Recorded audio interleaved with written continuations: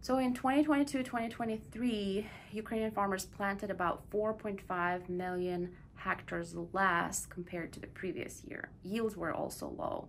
And so combination of smaller area planted and lower yields gave much lower production levels. So corn and wheat production in Ukraine in 2022 were about 20 to 25% below 5-year average. In other words, below the pre-war levels.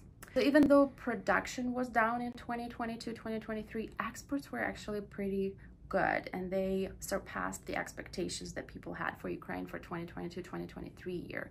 The reason why Ukraine was able to export actually 5% less wheat and 9% more corn in 2022 compared to the 5-year average before the war is for multiple reasons. First is Ukraine had large beginning inventory of grain that they could rely on, but they also had ways to get it out of the country, and those ways were through Europe. European Union set up solidarity lanes so that farmers could take it by truck and by railway through Europe, and also the Black Sea Grain Initiative Agreement that was negotiated through Turkey, United Nations, Ukraine, and Russia. So now back to 2023-2024 marketing year. How does that compare to the previous year for Ukrainian farmers? Ukrainian farmers planted about 1.5 million less acres in 2023-2024 compared to 2022-2023 marketing year. So acres are down again, not significantly by about 10%, but they are down. However, we had excellent weather last year in Ukraine. We've had rain when we needed and warm weather when we needed.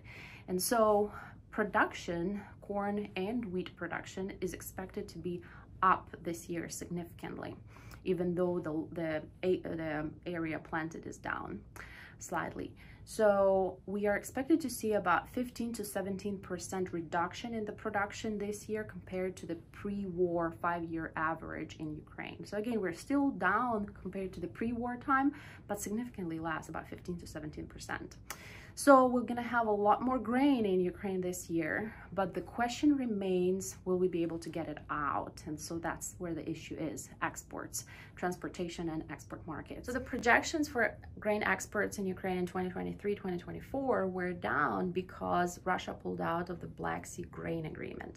Last marketing year, 2022-2023, about 40% of Ukrainian grain was exported through that route. And so now we don't have that option available anymore.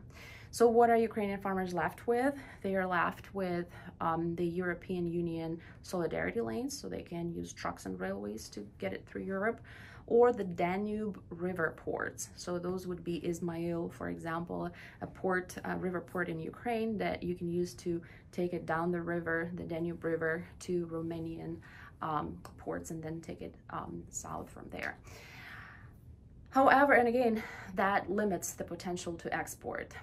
So even though we lost the opportunity to send grain, export grain through the Black Sea Grain Agreement, there are a couple of new developments that look pretty promising for Ukrainian farmers. So first is, in the last probably 2 months, there were 3 grain vessels that delivered grain from the Ukrainian Black Sea ports of Odessa and Pivdeny all the way to China, Spain, and Turkey. So that means that they used the humanitarian corridors to be able to get there. And so that means that it is possible. It's very risky, but it is possible. And this morning, as of 6 a.m., we received news that London-based insurance company is going to offer some insurance products for these vessels so they can be insured while making that trip. So both of those developments together really make me believe that there is a potential to move grain for this year. How much, we don't know yet.